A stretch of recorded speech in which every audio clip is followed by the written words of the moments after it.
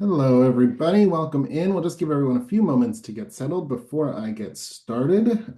So make yourselves at home, grab some water, grab some coffee, turn on the heater if you're on the north side of the country or world, like some of us are.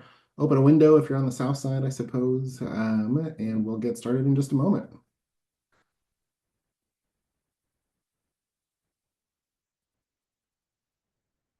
Look at this, a lovely collection of folks dropping in. Happy Monday, everybody. There are 16 days to the end of the year.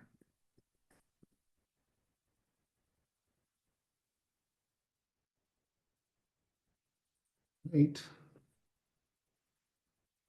Oh, welcome. I got some thumbs up popping up. If you are in the chat while we wait for folks to drop in, the chat is this session, this webinar open to everyone. If you don't mind dropping in, if you'd like, where you're webinaring from. Let us know what city you're in, what country you're in, what state you're in. And if you'd like, you're also welcome to share, of course, a LinkedIn profile if you want to network and connect with other folks who obviously have similar interests. So feel free to drop that into the chat if you so desire. Get started in just a moment. Hungary in the house. Welcome. Got some Texas representation. California, Southern California, I see.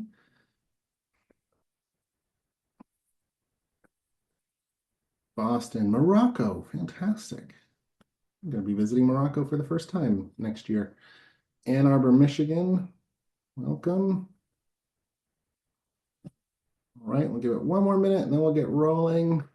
Tucson, look at this. Indiana. I know that place. Ohio, more Michigan.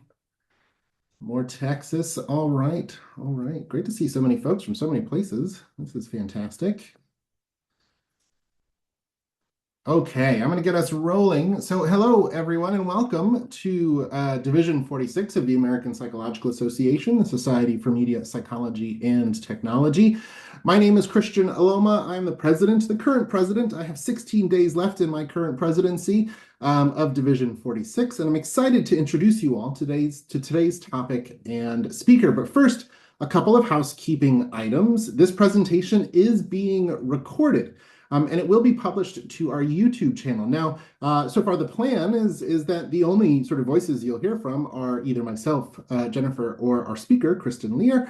But we just wanted to let you know that. Of course, you also have access to the chat.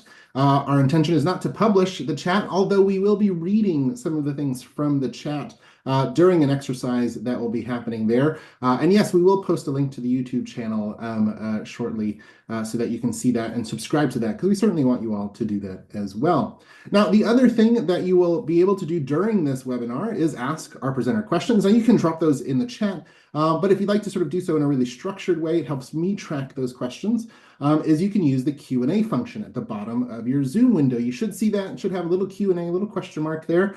That is different from the chat, but you can drop it in there, post your question, so that I can keep track of that. So at the end of the session, we can make sure that those questions get asked. Now, our presenter, Kristen Lear, will do her best to answer all of the questions that we have, as well as get through all of the content. And I can tell you, after watching her speak at the convention this past year, not only is it going to be insightful, it'll be extremely engaging.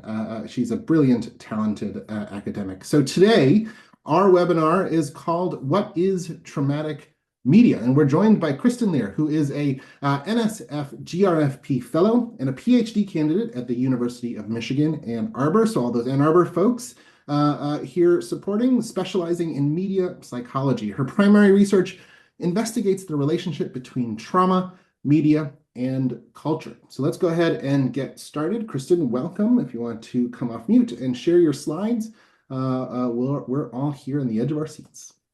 Awesome. Thank you all so much. And again, thank you so much, Christian, for this space to be able to talk about something that I've been pretty passionate about for the past 5 years. So I'm glad to have captured all of your attention for the full hour on this subject that I know I've held my peers hostage of in my department for other many hours.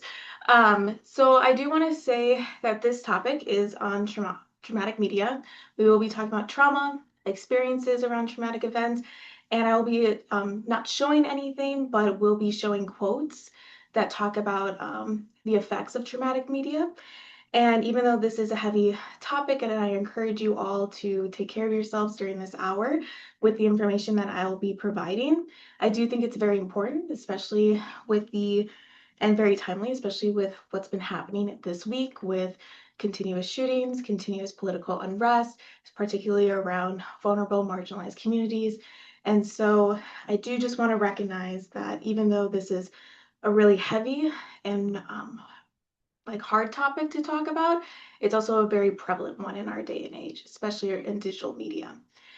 So my focus is on traumatic media. This is the entirety of my dissertation. This is the entirety of what I study in some way, shape, or form is trauma and media. And I do want to just begin before I kind of go into it. I would love to see in the chat asking this question and you responding, what does traumatic media look like to you? And in terms of what traumatic media looks like to you, what was maybe being shown, talked about, or written in the media that comes to mind? Was it visual or more textual? Did you see this in social media or digital media more than maybe traditional media and film and television? And if you did see it on a particular medium, why did it stand out to you? I'm going to go to the chat. I'll give it a couple of minutes.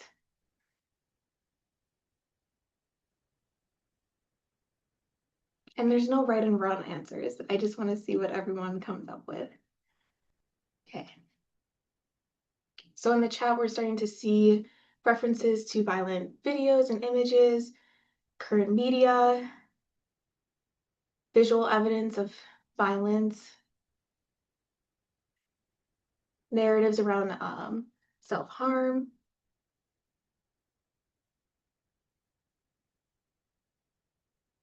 So talking about different mediums, we're having references to television, repetition, an aspect of seeing footage over and over again.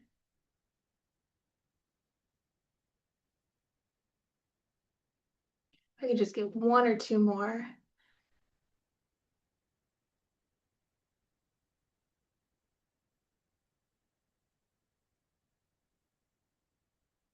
Yes, and then talking about how there is a continual difference between scripted shows like film and television, maybe what is edited across news sites versus like social media, but then maybe the aspect of uncensorship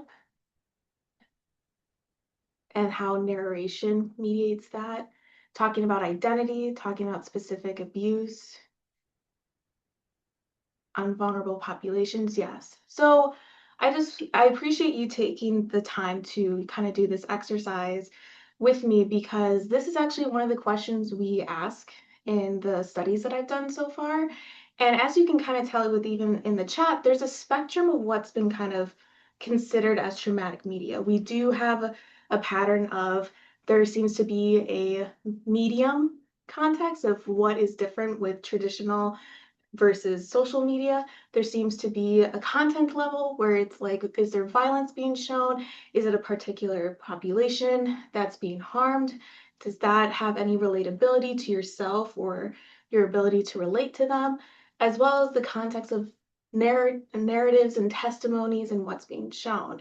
And all of these would be considered an aspect of what traumatic media could be and defined as. But this is where we start going into the depths and rabbit holes of what is traumatic media? How do we locate what traumatic media is and why is location so important? It's because of the idea of how can we go about studying this and studying it in a holistic way that captures the lived experiences of so many different people, not only in their own lives, but in their own communities as well. And in turn, how does media, particularly digital media, mediating a lot of this relationship? So this kind of goes into our learning objectives of today, understanding the complexity and development of traumatic media within historical and scholarly discourse.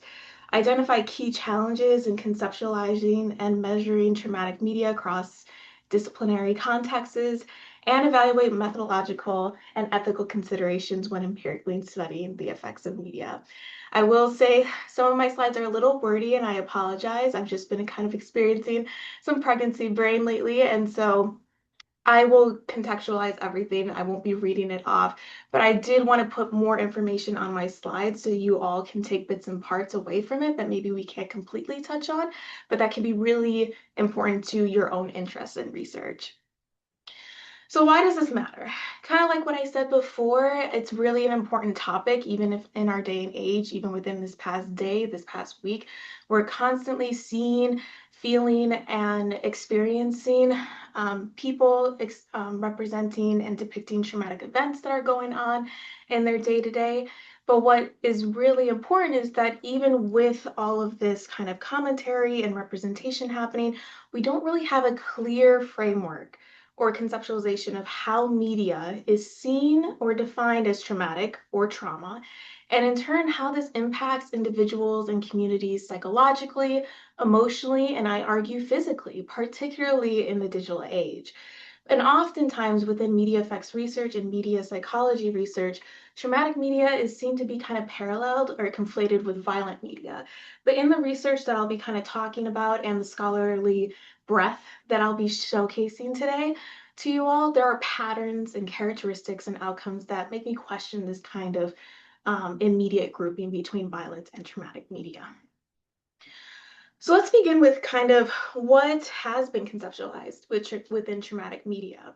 So one thing that's really important to think about is that in the work that I've worked on with traumatic media and the scholarship that exists, there's often this grounding that traumatic media or the relationship between trauma and media is often grounded in these kind of identity-based, cultural-based traumatic events. So as we know with, or as I know with Trauma and Media by Alan Meek, he talks and grounds a lot of his research on the relationship of trauma and media with historical trauma. And even diving a little bit further within historical trauma, we have collective and cultural trauma as well. There's a really good book called Cultural Trauma and Collective Identity by Alexander and a bunch of other scholars who really focus on how does images, how do representations of trauma kind of represent not only a group, but capture the experience of how a particular group, a particular identity experiencing trauma fundamentally changes the way that they navigate the world around them. They have a relationship with their identity and they have a relationship with the next stages of the aftermath of what they went through. And so there's kind of this identity-based, cultural-based, contextual-based aspects of what not trauma is not just an exposure of like I experienced something traumatic and violent, but what does that mean on a deeper level in terms of identity, culture, context, and the aftermath of that? And so that's kind of like the fundamental theorizing of the relationship of trauma and media and how it's being tied to these larger trauma theory conceptualizations. But when going into some more empirical evidence-based scholarship, we have an aspect called media transmission of trauma, where it's a way that mass media is considered to transmit trauma to wider audiences. And it kind of, in a way, media mediates the way that trauma not only is represented and depicted, but then in turn impacted. But what's hard is that we don't really have the complete holistic evidence to say that trauma is happening, is being transmitted, is being embodied by people through media completely. There seems to be a lot more dynamics happening than just A goes to B and the outcome equals C. But then this is where it gets really hard because even when we do go about literature that tries to understand the intricacies of this formula or the complexities of this relationship of media exposure to media outcome, particularly within historical, collective, and cultural trauma depictions of media, we keep getting different terminologies that kind of create a greater confusion of what are we actually talking about. So for instance, there's different terminologies across different fields of virtual trauma, mass trauma media, screen trauma, trauma-related media, so on and so forth. And they all have their own formulas, relationships, presentations of what they consider trauma is in media or as media or being media, right? And so this is where the teasing out is really important, but also interrogating the intersections is also, and recognizing them is also really important, where maybe some things can't be completely teased out, but we need to understand more deeply. If we can't tease out the formula completely, then what are we still looking at? And so that goes into kind of my approach to understanding traumatic media is that oftentimes within media scholarship, there's this kind of content level categorization that happens. So for instance, there was a Psychology Today article in 2024 that actually was talking about traumatic media, and they said that they define traumatic media as extremely graphic and violent videos. But what's interesting about that definition is that that's just the definition of violent media. But there's no real distinction that they completely make, in my personal opinion, about what's the difference between traumatic media and violent media. They talk about some of the impacts, but these impacts are also aligned very coherently with violent media. And that's where I was realizing, like, oh, I've been realizing this before this article, but I was realizing, and this kind of confirmed, that there needs to be not just this content level, like categorization of traumatic media, but also the contextual level categorization of traumatic media. And so we have to see traumatic media not only as like a content level factor, but a contextual factor, where we're trying to understand not only the context in which the media is operating in. We need to understand the context of the trauma that's being depicted or represented, but then we also need the context of how audiences are interpreting it, engaging with it, and being influenced by it. And I think this kind of goes to some of the scholarship that's already out there, like Vander Kolk in his book Body Keeps the Score. Trauma is not just an event, but also an imprint left by that experience on the mind, brain, and body. And then Alan Meek in his book, Trauma and Media, says the conceptualization of trauma plays a really important part in this understanding.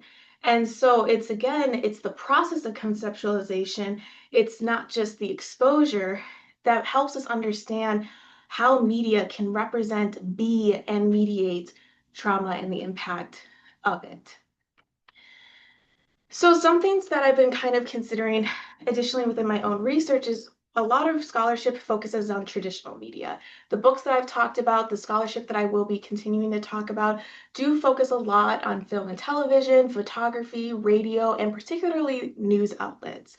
But as we're seeing with digital media, a lot of that stuff, even though traditional media is still really important, is starting to bleed into social media, digital media.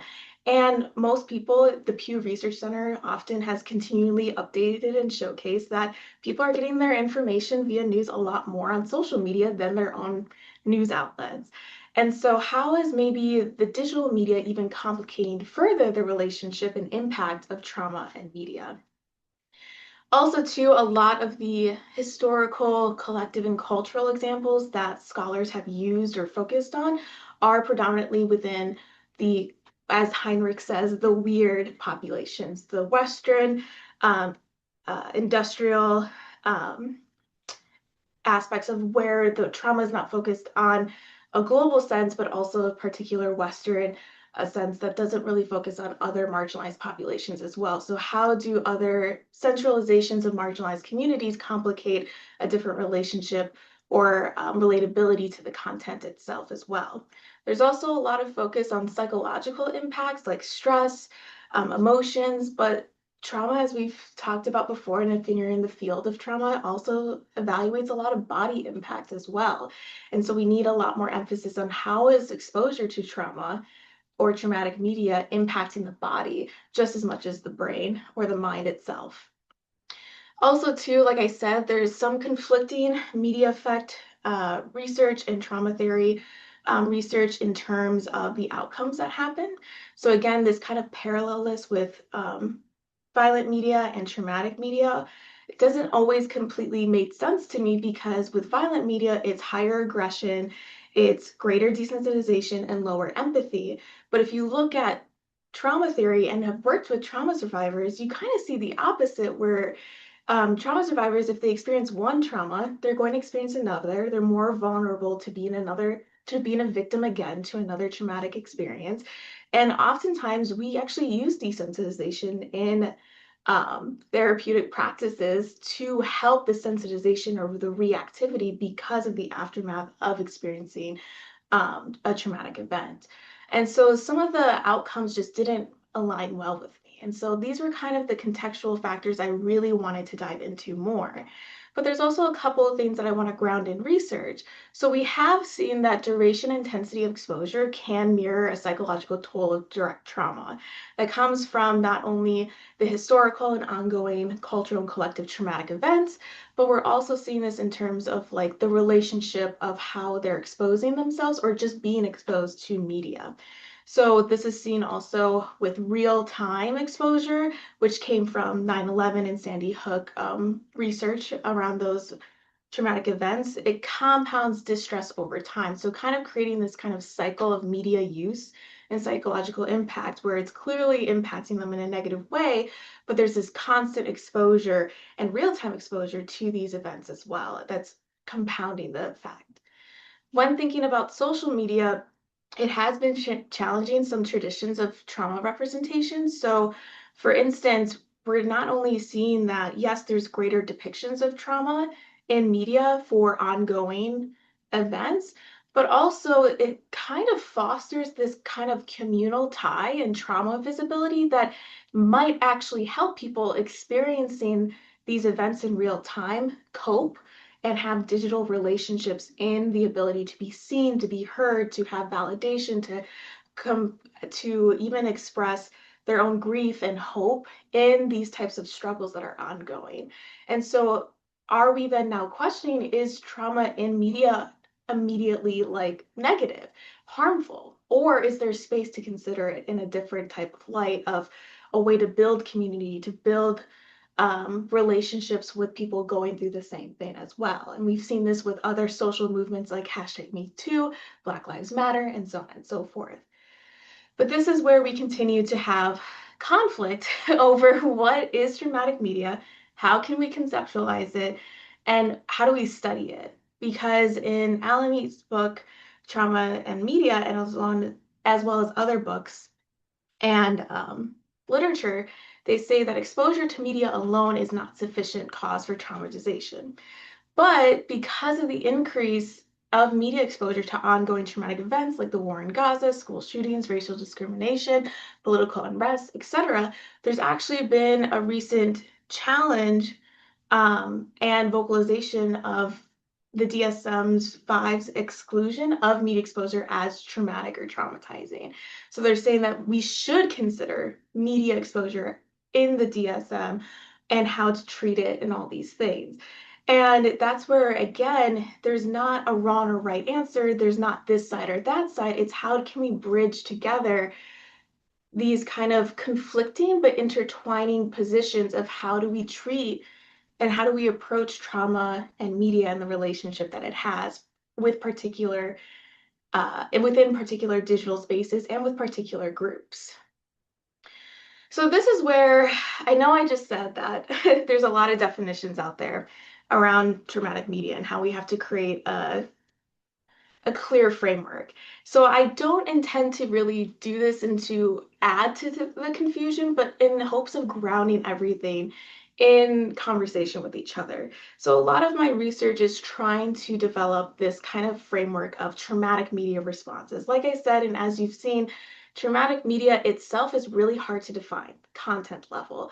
And we really need to, and the way that we get closer to understanding traumatic media is actually the contextual levels of not only the media itself, what's being depicted, but also the relationship people have with it, and in turn, the impact that they experience.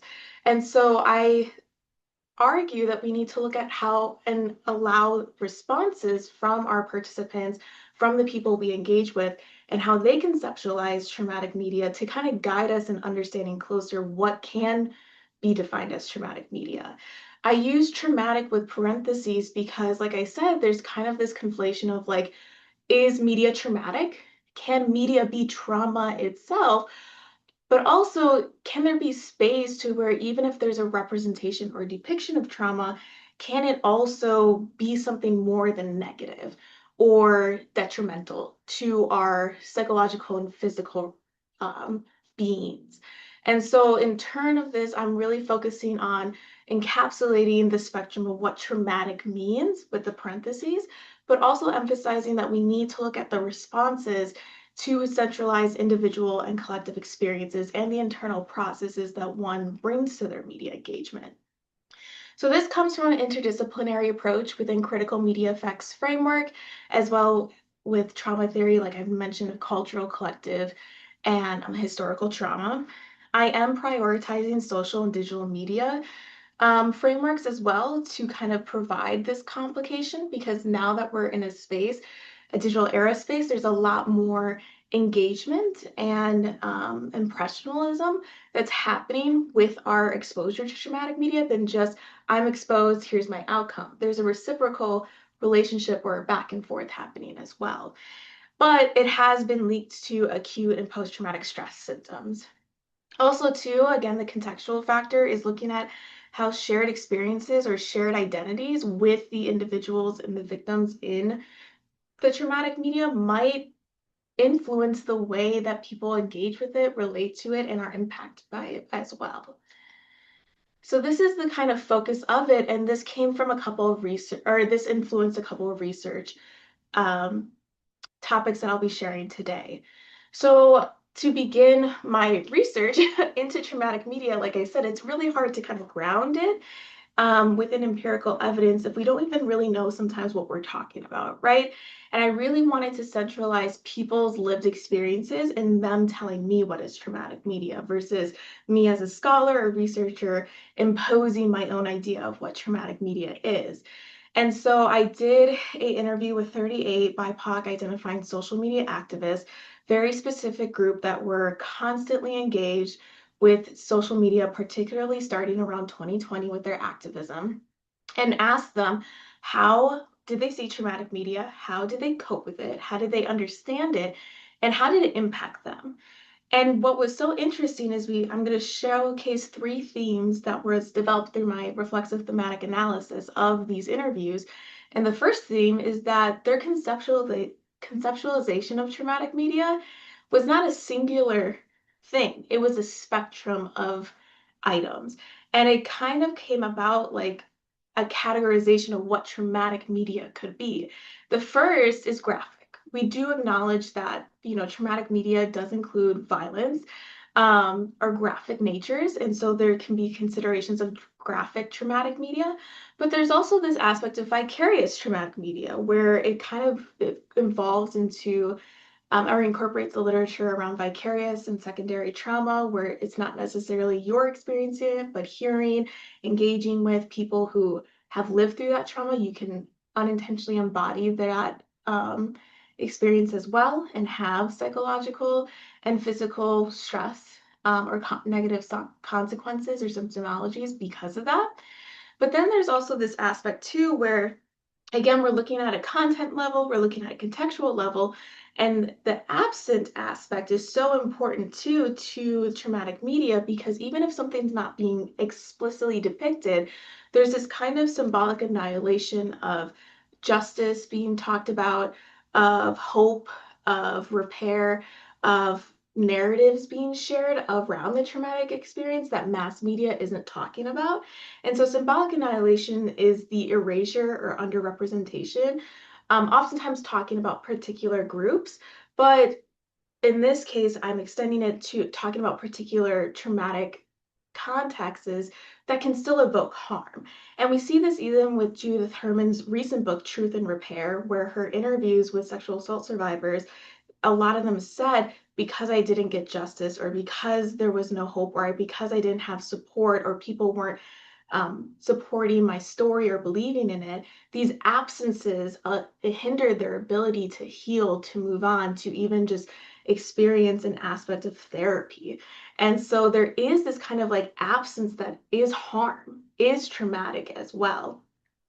Um, and so just highlighting some of the quotes that I found, or not found, sorry, that I had within my data set. Like for instance, these are all also pseudonym names, by the way. Studying body positivity activism, they were talking a lot about um, traumatic media in terms of pairing violently traumatizing. So violent and trauma are kind of being paired with the videos that they were seeing, especially in 2020 around George Floyd. Also, too, these are very smart individuals. A lot of them were highly already educated in bachelor's or master's degree and took a lot of their activism online and their advocacy from what they learned in their own education online. And so they used therapy language and also just rhetoric to explain their experiences. So, for instance, Amelia was saying about, there is such a thing as secondary trauma. We don't just post individually, we post for an entire community. And if you're a human and have emotions, like hearing those emails and DMs and comments does impact you.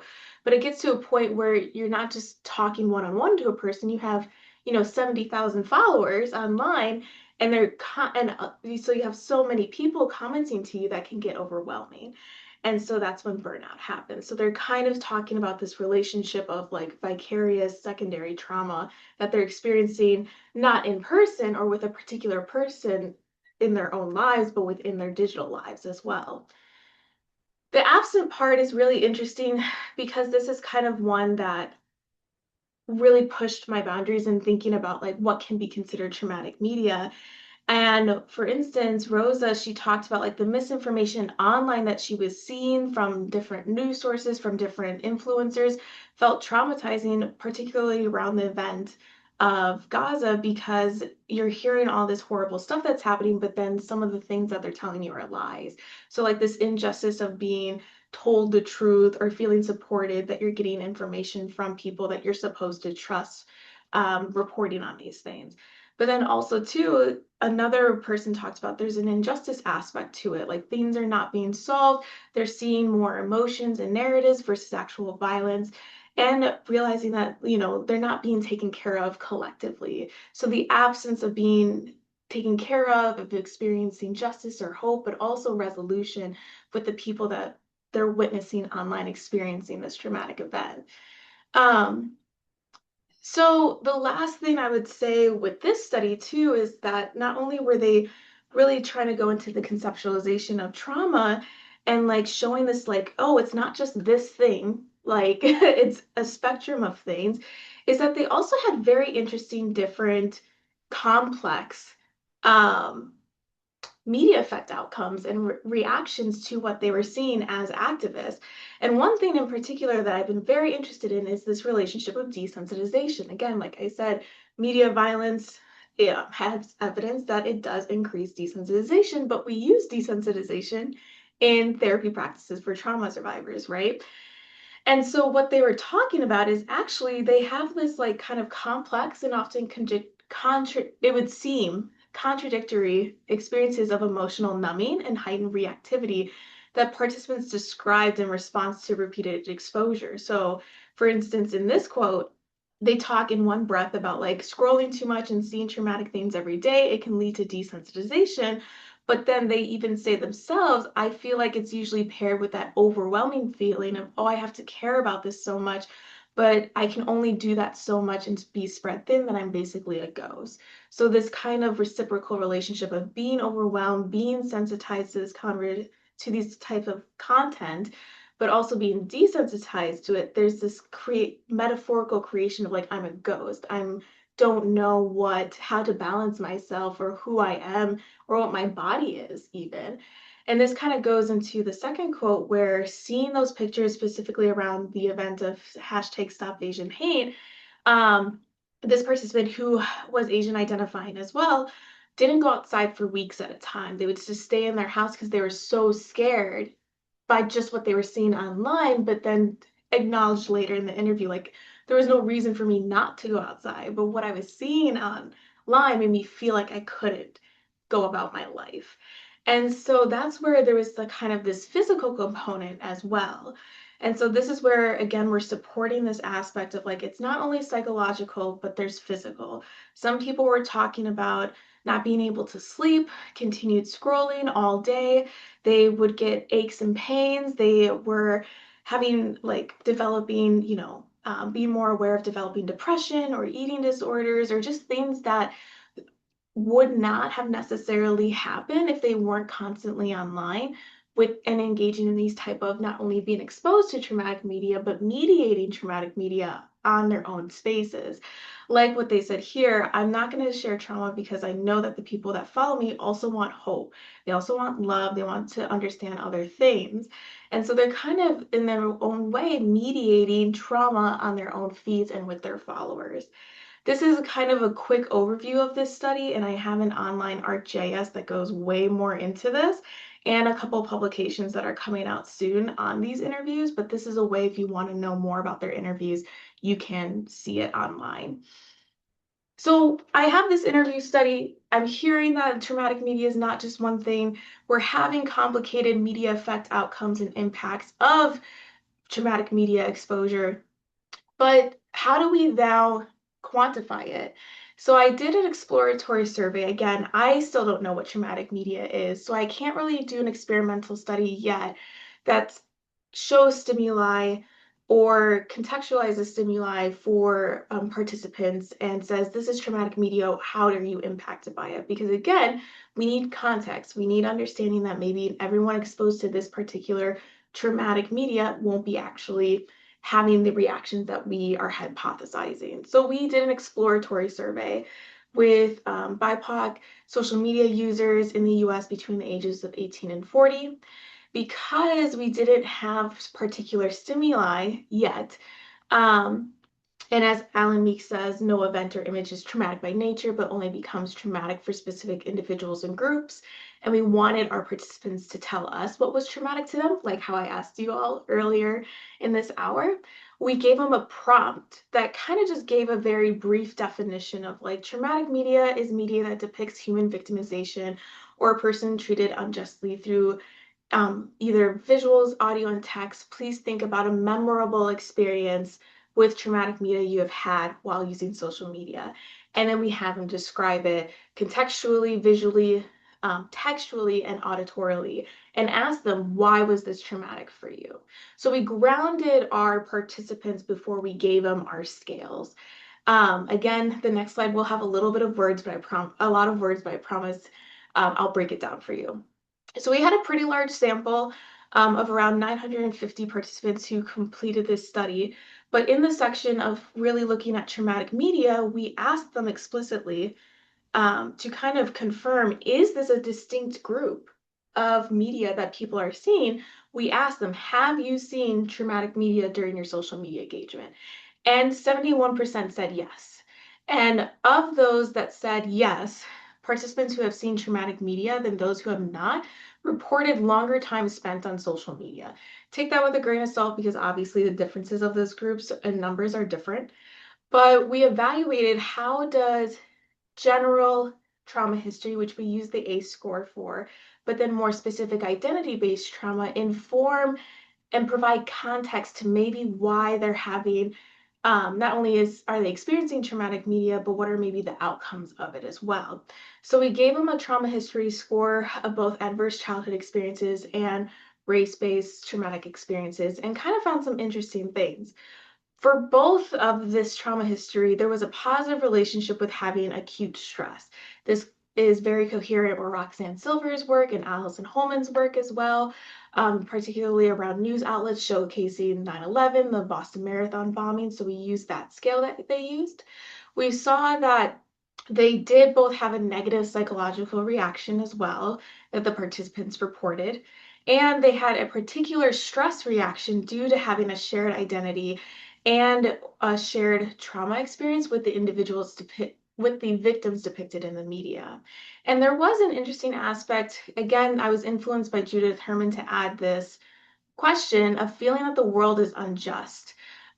Because again, the relationship of feeling that you're in a just-based world might impact the way that you're embodying trauma or the violence that you're seeing every day. The interesting differences, though, is that with the A score, with the trauma history, with the A score being captured, they indicated being desensitized and sensitized to traumatic media. So it wasn't necessarily one or the other, but it was both, which again kind of confirms or kind of captures the relationship that the activists were talking about, right? But interestingly, there was no indication of a negative body reaction with the relationship to the A score. Now, in terms of the race-based traumatic stress score history, we did find that there was indication of sensitization, but not an indication of desensitization, which might indicate that maybe the closer identity or experiences to their that they're experiencing to their identity or their own personal relationships has a greater sensitization response than desensitization because of how close it is. But interestingly, too, there was a relationship between race-based trauma history and negative bodily responses. So again, closer to them and their relatability to the content they're seeing, are they having greater variability in the reactions that they're having? So all of this to say, this was a lot of information, is that one, traumatic media is really hard to define. It's really hard to define. It's really hard to locate visually of what is traumatic media online in traditional media, but also it's hard to encapsulate what completely is the effect it has on people. We're seeing that there does seem to be some similar patterns, like for instance, like I talked about with desensitization and sensitization, but what does that really mean in terms of like how can we go about studying it, determining it, and reporting on it, and also providing even some like public and policy guidance on how do we mediate traumatic media? Is it okay to have this as readily available to other people, or should we have greater policy around it? Or how do we teach people some media literacy? If you are exposed to this, how do you take care of yourself, right? But as we're continuing to grow into this research and I'm still trying to build with these scholarship, right now I'm going to be launching an experimental study that actually is using stimuli from the responses from the survey that I talked about. So just to recap, I asked this prompt about what was a memorable traumatic media. We coded it, and that informed the stimuli that I'll be using in this experimental study. So that way it's not me choosing it, it's my participants that kind of chose the stimuli. And now we're going to kind of see like, okay, now that we have this exposure component, what are the effects maybe still happening or not happening? And the next step is just to get these papers published. That is my goal as a grad student. I know this is a lot of information, but I hope this was informative, and I really look forward to your questions because I could go all day about this. So thank you so much for the time and space, Christian, and APA's Division 46 for letting me rant. Well, thank you for bringing your wisdom and insight. So we do have some questions that I want to drop in. So as we go through these questions, we've got about 10 to 15 minutes left. So feel free to drop any additional questions you have. One of them we have is, how do you include, or do you include AI in your consideration and study? After all, lots of social media content is AI generated. So I'm interested to hear, I guess, kind of where AI intersects with what you're doing. That's a great question. I will say I don't know. I think I do want to just clarify, I do think there's a growing AI contribution to social media, but I would err on the air of caution that I think there's still a lot of human-made social media posts. I don't know explicitly those numbers, but I will say incorporating the traumatic media, I actually have been doing a study where I've been interviewing therapists about how media has been coming up in their therapy sessions and how AI has been impacting not only their clients, but their practice. And they've been really pushing my own boundaries of like, how has AI specifically been hurting trauma survivors? And my advisor will say I already have too many projects, but that would be a really interesting follow-up study from those interviews because I'm getting a lot of insight on how AI and ChatGPT are not only within social media, but the actual AI platforms themselves are exacerbating the symptoms that the therapists themselves have been working so hard with the trauma survivors to work through, to Mm, heal through. And so, for instance, like if something's going on within their own lives and then they see it online and then they like it or they watch it, that cultivates their algorithm to show more of that stuff. Or for instance, with ChatGPT, people will start using it and be like, okay, it's affirming me. Yay, this might be really helpful. And then it actually feeds into the symptoms like paranoia, stress, sleep, or affecting their sleep, all these things that actually are going against what they've been trying to work through in terms of um, their therapy sessions. Thank you for taking the Canva off. Sorry. No, no, my pleasure, my pleasure. But No, it's so in terms of right now, the studies that I talked about and the experimental study, I don't have AI explicitly in there. But with the other study, I have been noting how trauma, particularly trauma survivors, are being impacted by AI. And I hope to follow up with that and ask trauma survivors, do a study, qualitative or quantitative, asking them what's been going on. Has yeah. it been helpful? Has it been not? Yeah. Thank you. Thank you for answering that. And thank you for asking that question. Another question here, and actually it coincides with one that I had as well. So it's, can you recommend any resources on how to support media trauma survivors? And a similar question I had that maybe they can be combined is, how might psychologists working directly with different populations consider what you shared and how they practice with their clients and patients and who may be experiencing these traumatic or trauma-oriented events online? Or in Yeah, media. I think that's so hard too because so going so to centralize on your question, how what resources, I think that's something we really need to work on is providing those resources. Because even though we have, with talking to the therapist too, even though we know so much about trauma, we know so much about violence and like the impact it has on our even our DNA, right? The media component trips people up a little bit. And Mm, so one thing that I would encourage you all is if you have clients specifically that are coming to you with trauma or being impacted by traumatic media or violent media to respond with curiosity and processing oriented approaches. Because oftentimes what happens is social media will show something real quick, 30 seconds to a minute, move on, or it will be a continuous pattern. And so something mm, that I noticed is missing is the processing of it. Like if I got hurt, I'm going to talk to my friends about it, my family about it, like what just happened. The processing occurs, right? And also in trauma theory too, like it's hard for trauma survivors to articulate what they experience. Like that's a big mm. part of that. And so I think if you focus on the articulation, the processing, the curiosity aspect of like what stood out to you with this media, why is it having this type of effect on you, and you're the experts on clinical questions. I'm sorry, I'm the researcher, I'm not a therapist, but if you kind of approach it that way, I've heard a lot of good responses to that. But the biggest thing that I'm trying to work on right now is providing those digital resources of like, if you're exposed, what do you do, right? And Mm. even big outlets have a really hard time giving those resources where we can't just say turn off your phone, like Right. we can't just say stop with your media, right? So we have to learn, what is our digital hygiene? Are we taking care of ourselves online? Are we processing what we see online? Are we talking to people about what we see online? And I think that will help guide you and ground you back to the person, the individual, and the experience versus like the media taking away that relationship that you have even with your clients or the work that you've been able to do with your Yeah. clients as well. Yeah.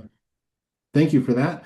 I've got, I think, one more question we'll have time for in the chat. And it says, for those interested in media effects, can you suggest a direction of investigation for those who are educating the general public? I don't know if I completely understand that question. Sorry. No, it's okay. It's. I'll see if I can articulate it in any way, or if there's any other sort of insight to it. So, for those educating the general public and not just working with trauma victims, I suppose, Okay. what sort of resources can you provide, or do you recommend for educating the general public around recognizing traumatic media, Oh, dealing with traumatic media, those sorts of things? I mean, I mean, I say I'm not an expert, but I'm also training to be an expert. I think the biggest thing that I've done is like infographics and just like talks like this. I mean, I've been really grateful to present at conferences, network, and then people say, there's this happening. Do you want to come and share your expertise? And I'd be like, yes. I think one thing that I've been doing too, and a lot of my peers in my department would say this is, or advocate support this as well, is I like making my newsletters or my infographics about the research I've done or the presentations I've done. And I Yeah. really believe in like science communication efforts. So I've taken the opportunity to like get apply to fellowships or trainings around this. So I think if you want to, if you're an expert, maybe not in like clinical therapy, but in media effects research or a researcher and want to talk about these things, I think you definitely have to do the work of being trained because how we talk in academia is very different than how people outside of academia talk. And so, how can we build that relationship, but then put yourself out there? Because I definitely have bad infographics that I made, and I'm like, please never look at that again. But I also am learning and trying to build, like, okay, a friend of mine built or wrote this paper. They want to get it out there. How can I use social media? How can I Yeah. use a doc that I can put on my website for people to see that maybe can't even have access to the articles? I think that's my response to that question. I Sorry. think that that's very helpful. And if you have a quick answer, perhaps to one last question that came in, have you noticed any big differences on the effects of traumatic media on adults versus children slash adolescents? That's a great question. I think I haven't been able to research children, even though I do have a background in working with children with the ABCD study in my undergrad. That's actually where a lot of this came from, is from working with kids in research because they would talk. And I also did AmeriCorps during COVID. So Hmm. I talked to kids experiencing all this stuff, came to UMich wanting to study and see how that's been impacted, but I just never had the chance. And also working with a young population like that, you need to have a little bit more training. But that's my next direction too, because I think that's what's been really hard in my personal opinion is that there's a lot of people out there saying like, just get rid of social media, just get rid of technology for kids. And but you need to teach them how to deal Yeah. with what they're being exposed to and how to protect themselves and like digital hygiene and stuff like that. So I that's another next step that I would love to do, but I don't have Well, enough evidence for it to say what indeed. the Well, difference is. on behalf of myself, on behalf of all of the attendees, on behalf of the division, thank you, Kristen, so much for taking some time out of your day to join us for our event today. We do have a couple of other upcoming webinars that I do want to call out. If Jennifer, you don't mind sharing those slides again. So these are open for registration. So if you haven't registered yet, Jennifer has dropped the link to those in the chat. This session will also be available on YouTube shortly after the recording has finished processing. So you'll see a couple of events here.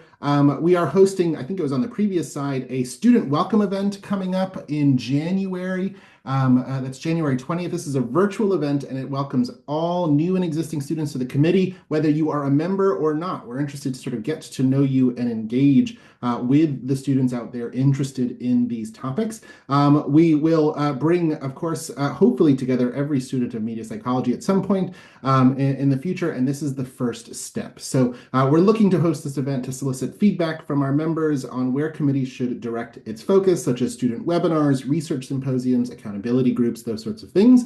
And while you don't have to be a member to attend, we do want to remind you the division offers a free membership to students. So if you use the code D46 free student membership in checkout on APA for our division, you will just become a student member of our division if you are a student. Finally, if you look on the next slide, there are also additional events coming up. We highly encourage you to register. Both in January, we've got movies and mental illness with Danny Wedding. And then in February, this is from one of the keynote stages at the APA convention, TikTok and self-diagnosis. It's a fantastic talk. They're going to be reviewing some of those insights again for us on our webinar. So we'll be posting, as I mentioned, the recording of today's webinar to our YouTube channel within the next week or so.